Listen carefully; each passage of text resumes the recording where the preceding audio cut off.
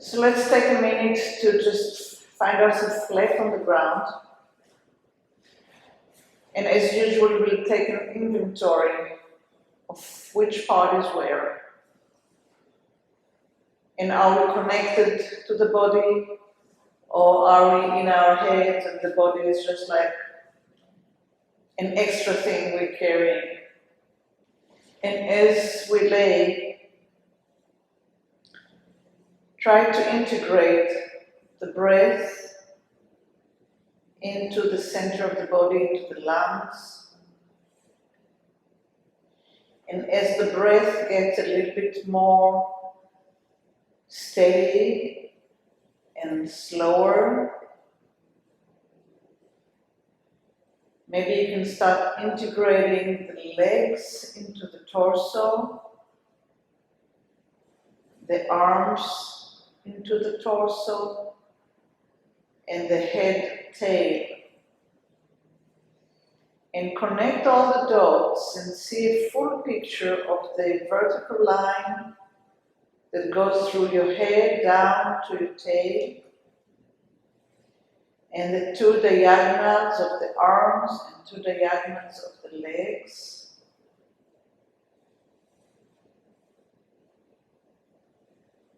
See if you can see in your mind's eye the shape.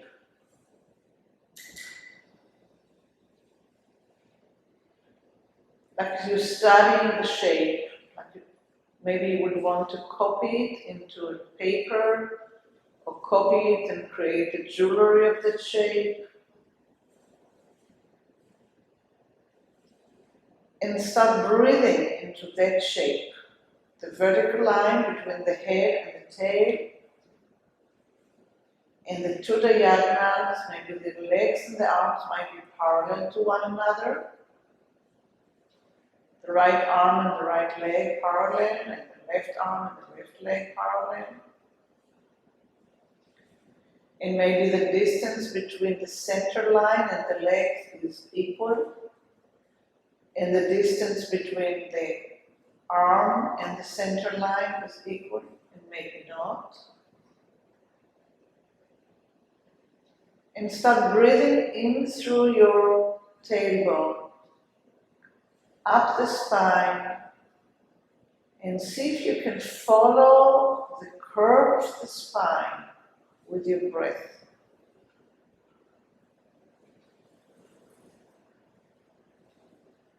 The spine is not straight, it curves, it has like a curve outwards where the tail is, curves inward when the lumbar is, pretty straight in the lower back, curves back out where the chest is, curve back in when the neck is, curves out where the head is. See if you can breathe that shape, that snaky line.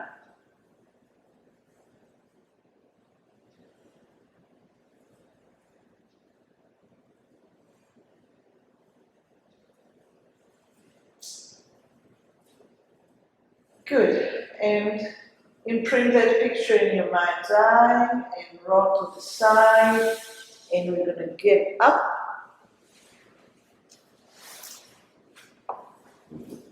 And you're going to go into one of those boxes.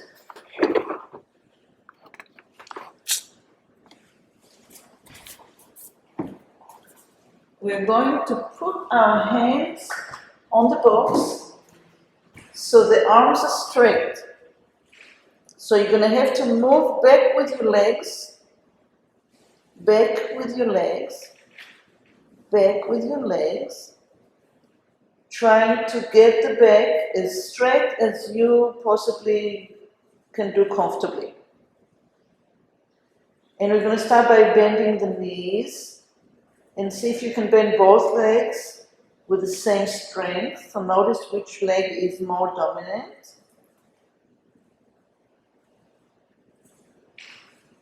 Remember that distance that we have of the legs from the center line.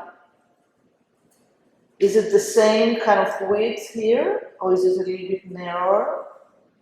And what you have to do to have a pretty equal bend in the knees.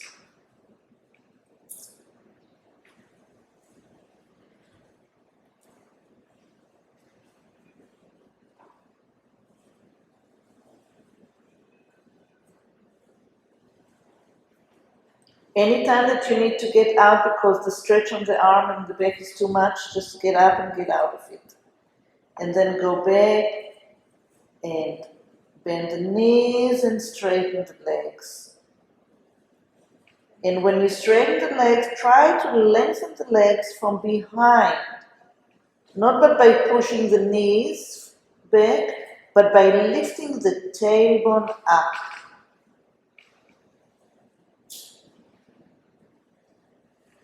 So you bend your knees. Your arms are a little bit wider than the shoulder to give you support.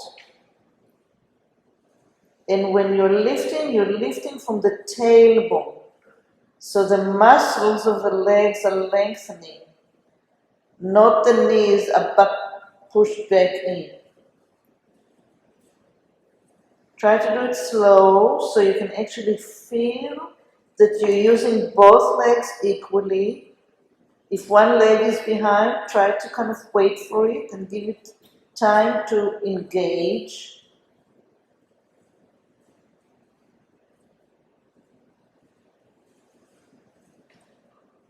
And go ahead and lower the arms, put them on the legs, and start climbing with the hands on the legs. Climb, climb, climb, climb up the mountain until your spine is straight.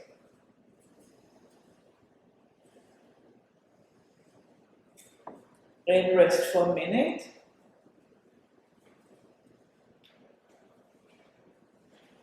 And when you're ready, you're going to go back down. Put your hands forward. Get your spine as straight as possible between the arms. And now bend the knees just tiny little bit, just like you unlock them. And now you're going to move the tailbone in between your legs without moving. You're only moving your tailbone. You're only moving your tailbone. It's a tiny little movement. And what you eventually will start feeling is that you're actually moving across the 3 hamstring muscles in the back of your legs.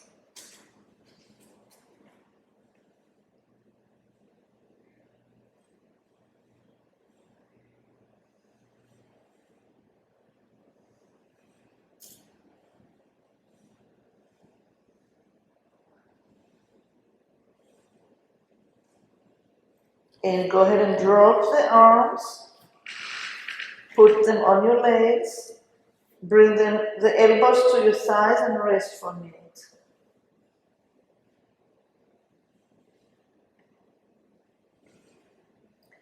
In this position, with your elbows on your thighs, not with the hands, with the elbows on your thighs, the forearm, a little bit below the elbows, see if you can get this little bend in the knees.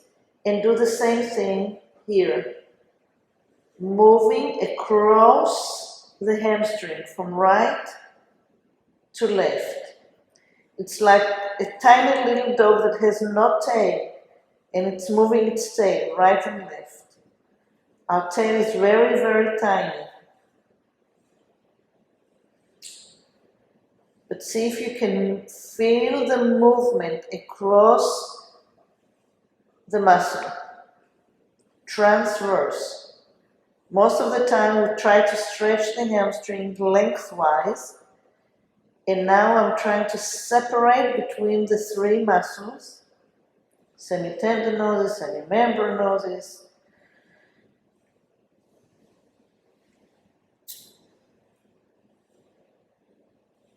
And go ahead and put your hands above the knees and start climbing up. And walk in place. Walk in place and relax the hamstring and just start walking normally. Just walk a little bit. Just walk, walk, walk. Walk, walk, walk.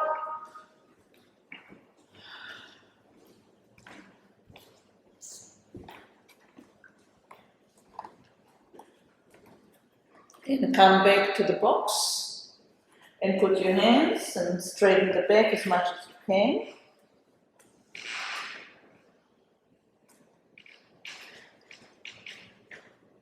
Get comfortable, find the right distance between your legs. Bend the knees just tiny little bit and turn the knees out without moving the feet. And relax the knees and lift the tailbone. And bend the knees just tiny little bit. Turn the knees out. Relax the knees and lift the tailbone. Bend the knees just tiny, tiny, tiny little bit. Turn the knees out. Relax the knees and lift the tailbone. Let's do it one more time. Bend the knees a little bit. Turn the knees out.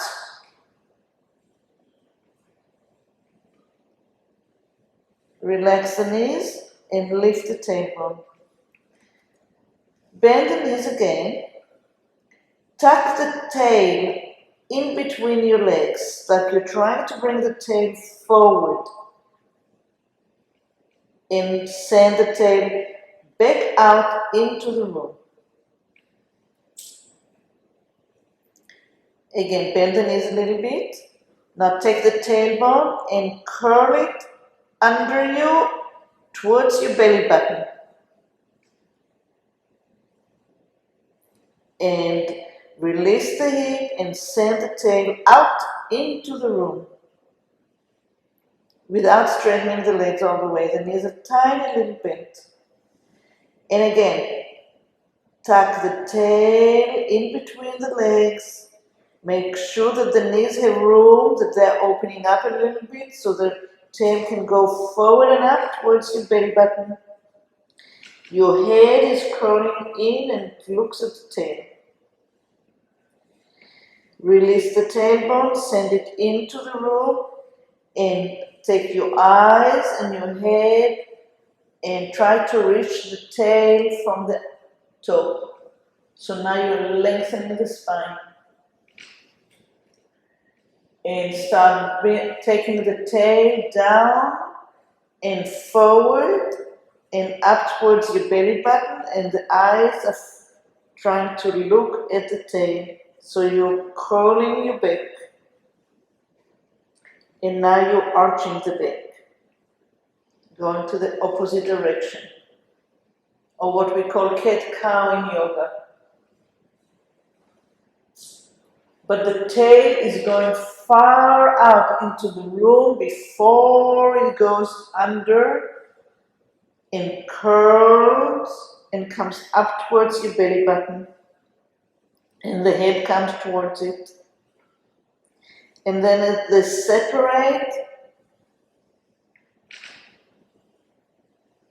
and they reach away from one another. And let's do it one more time. Send the head and the tail far out, then down into the ground and in towards the belly button. And release the arm. Put your hands on your leg and start climbing up.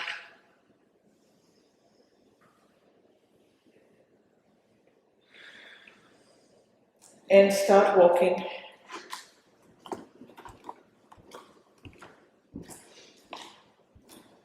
How are you doing? Too much or? A little busy. You're busy? I mean, Yes. Okay. Okay. Okay, good. Let's do just one more thing and we'll go to something else. So get a little closer to the table and put your hands, the elbows on the box, so that maybe the forehead can even rest on the box. Bend the knees a little bit and start moving the tailbone forward and up the spine into the head. So you're trying to create a snaky movement up the spine and down the spine. It's a weaving movement. And the legs are straightening and the knees are bending. And you're trying to create a flow between the heels and the legs and the knees and the hip and the spine and the neck and the head. So your forehead that's on the top of the table or the box is moving towards your eyebrows and towards the line of your hair.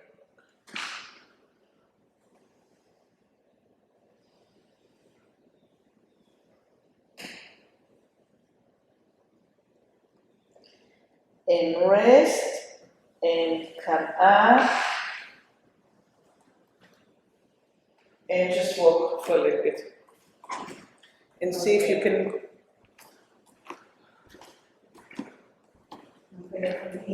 What? Probably was too much for me. Yeah. No, it was better for me because it was short. Yeah. Okay, so we're going to go back into the box, but we're not going to put the head down anymore. Put the hand on the box and make a step with one leg.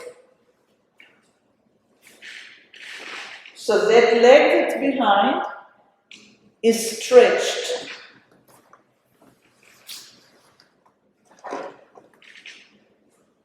Get your hands to be nice and strong. So you have weight into the heel of your hands and start lifting the heel off the floor, the back heel, off the floor.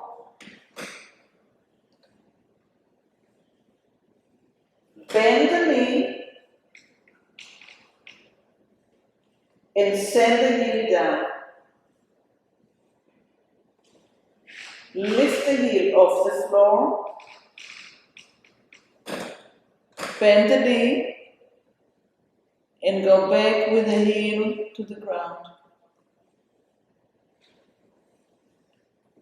Lift the heel, release the knee, and lengthen the heel into the floor. And one more time, lift the heel, bend the knee, and lengthen the heel into the floor. Bring that leg next to the other leg and just stand there and feel the difference.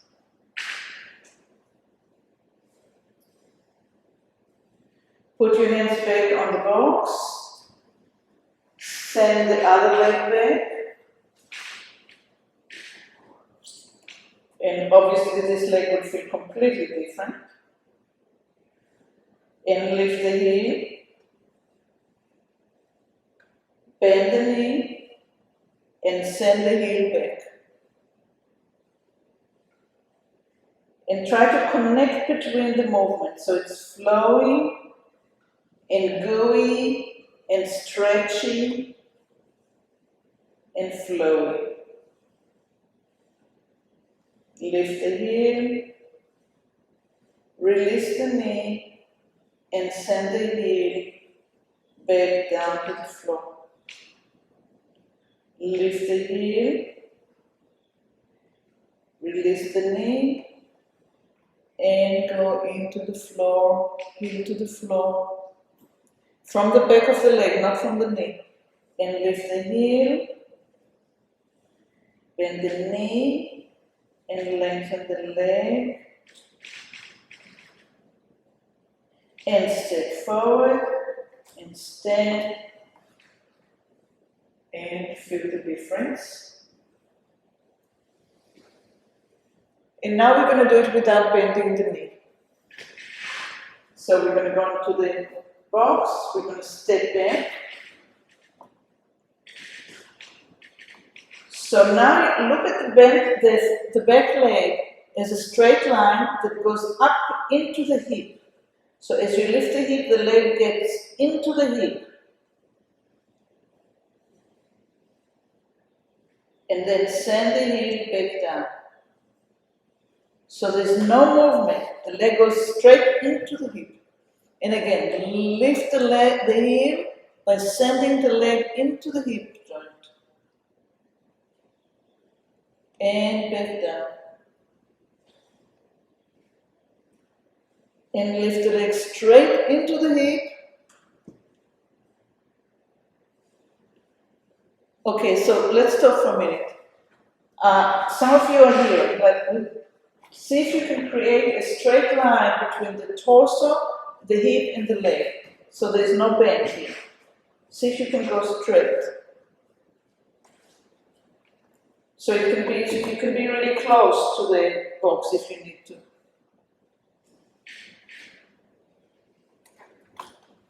So the leg will go straight in, and the heel will go into the ground with the leg completely straight. So the stretch is behind the knee, and the leg goes straight into the hip joint, and send the heel down. See if you can bring the hip forward as much as you possibly can. And one more time, the heel comes up, and the leg goes into the hip joint, and send the leg back down, step forward, stand, and feel the difference.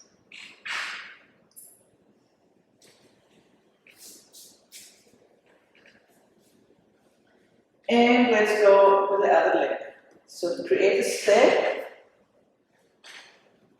Try to get a straight line from head, torso, hip, and the back leg.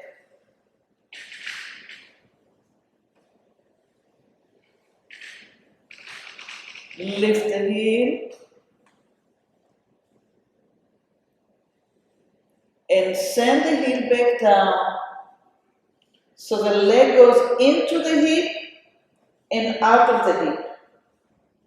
That's why I need the pelvis to be aligned with the leg and the torso.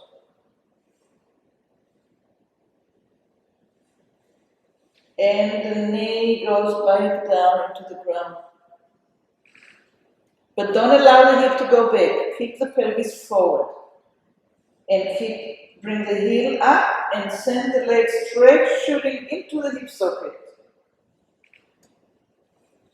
And send it back out by getting the heel down to the ground. And two more times. Lift the heel.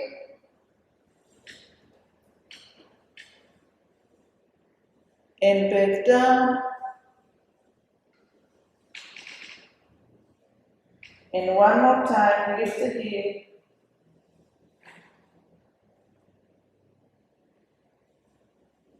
And back down, step forward, and feel how you're standing. Stand on both legs, don't look at me, just stand and feel the difference, or how it feels. And start walking.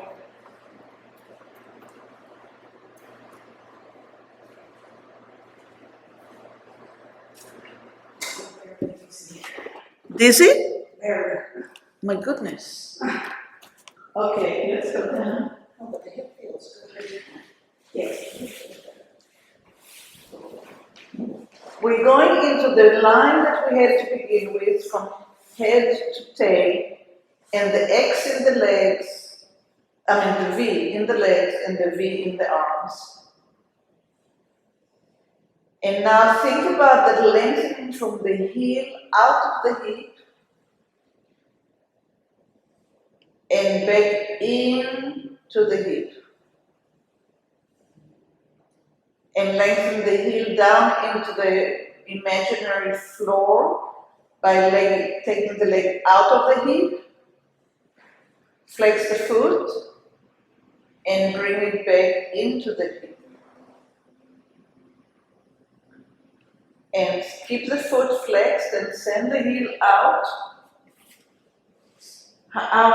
away from the hip. and back into the hip. Actually, you know what? Let's come on our elbows so you can see. Let's do the other leg. Can you be on your elbows? Flex the foot, send it out of the hip and into the hip. And out of the hip and into the hip.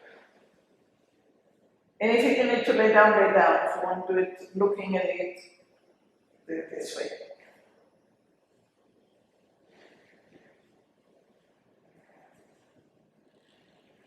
So head down makes you dizzy.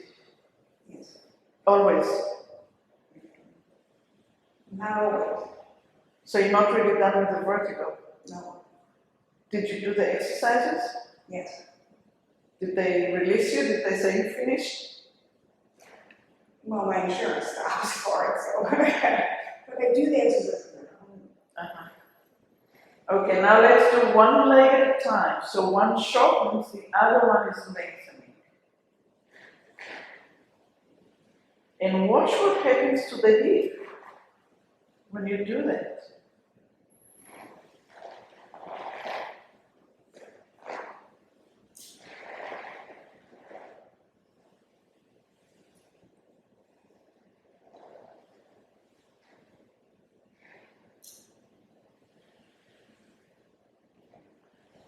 Is one leg going further than the other? Is one hip not participating as smoothly as the other?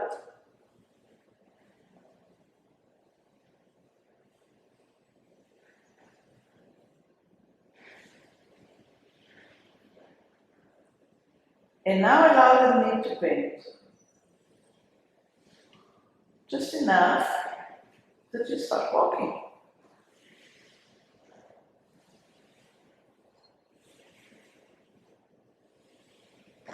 And here we're doing abdominal muscles. And start using also your ankle and the foot.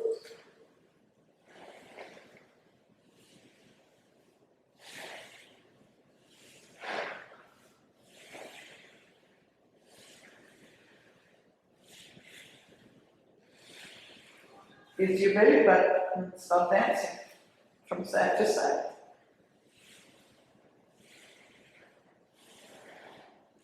And lie down.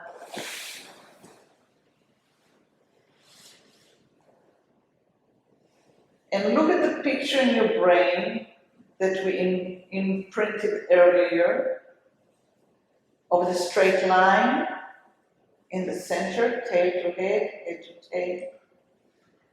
The two legs coming out of the pelvis in a V shape. The two arms coming out of the shoulders in a V shape. And what kind of clarity do you have now of the leg coming into the hip and out of the hip? And the lengthening in the back of the leg rather than using only the front of the leg.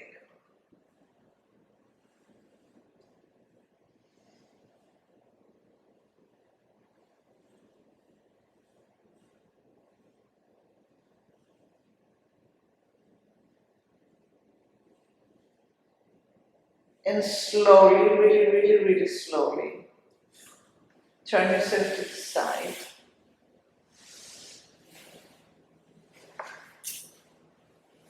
And from the side, come up to sitting. Take your time.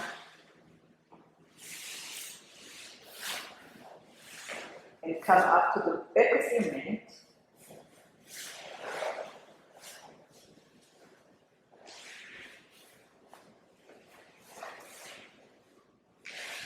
And flex your feet. And send one leg at a time. Either with the knees helping or without the knee helping. But lengthening the leg from the hip. So the same belly dancing that we did on the floor, now we're doing, and you will end up at the end of your mat.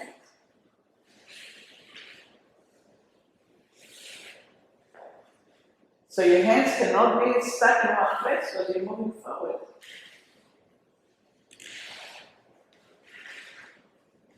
And when you get to the end of the mat, you're going to go backwards to where you came from. And if you need to rest, you rest.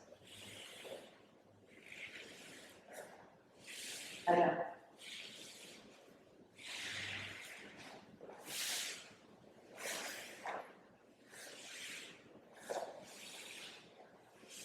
That's all. You can do it as a challenge every day on the right.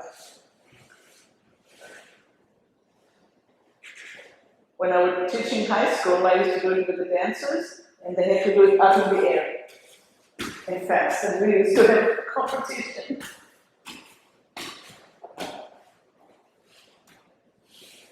But we have to have strong center.